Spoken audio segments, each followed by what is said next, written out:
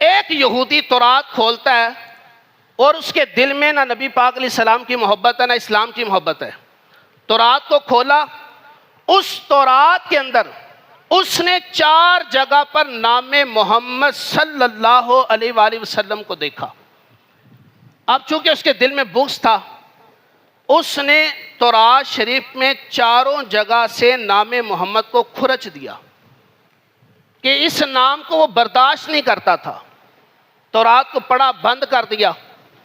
اگلے دن جب دوبارہ اس نے تورات کو کھولا تو کیا دیکھتا ہے کہ جس نام محمد کو پوری تورات میں اس نے 4 جگہ لکھا ہوا دیکھا تھا نا، اور اپنے ہاتھوں سے کھرچ دیا تھا، صاف کر دیا تھا، اگلے دن تورات کھولی تو 4 کی جگہ 8 جگہ پر نام محمد لکھا ہوا ہے.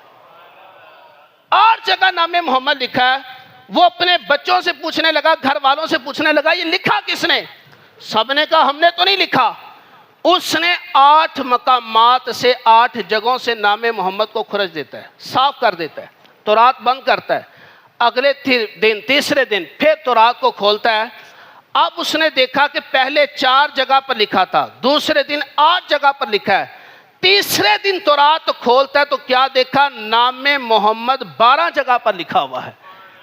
12 جگہ پر لکھا ہے.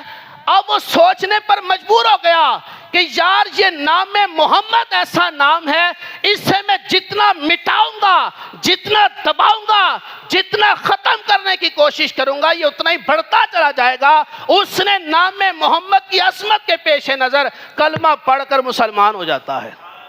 میرے آقا کا نام مبارک اتنا میٹھا، اتنا پیارا ہے کہ جو یہ نام دیکھ لیتا ہے، نام سن لیتا ہے، وہ کلمہ پڑھ لیتا ہے، تو نبی پاک علیہ السلام کا چہرہ کتنا پیارا ہوگا کہ جو اس چہرے کو دیکھتا تھا تو وہ کہتا تھا کسی جھوٹے کا چہرہ نہیں ہو سکتا، یہ واقعی سچے نبی کا چہرہ ہے. تو نبی پاک صلی اللہ علیہ وسلم کے میلاد کی محافل اپنے گھروں میں کریں. اپنی اپنی حیثیت کے مطابق ہر بندے کو اپنے گھر میں محفل میلاد ضرور کرنی چاہیے.